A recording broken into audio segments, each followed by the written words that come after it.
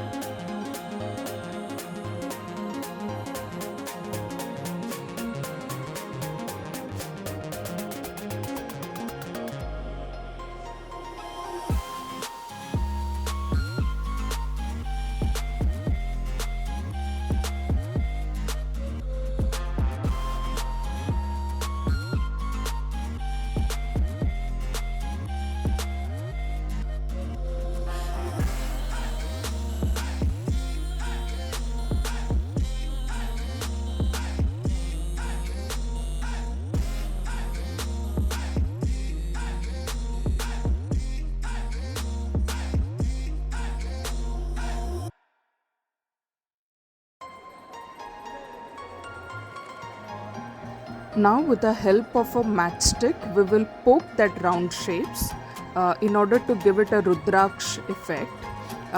The best thing is if you have brown color, you can make those rounds in brown color and then poke it to give it a better impact. I didn't have brown color rangoli, so I used purple color.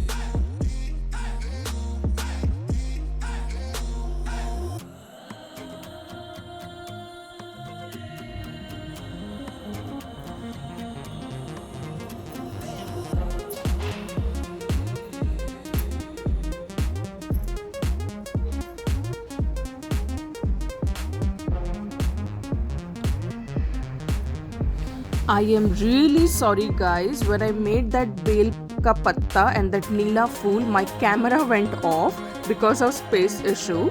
But अगर शिवलिंग है तो आपको पता है कि bell का पत्ता और एक नीला या सफ़ेद फूल तो बनाना ज़रूरी है. So this is the final product. I hope you liked it. तो देखा रंगोली बनाना कितना ही सिंपल था.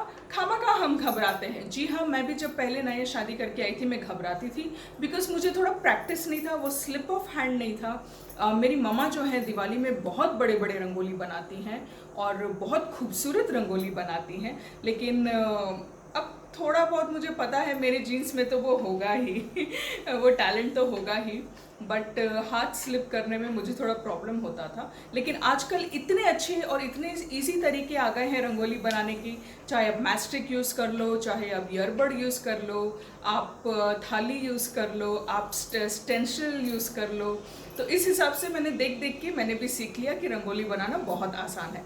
मेरा आज का ये ब्लॉग आपको अच्छा लगा तो please like, share, subscribe, and please don't forget to follow me on Instagram with the same name, Rock and Roll with Ankita.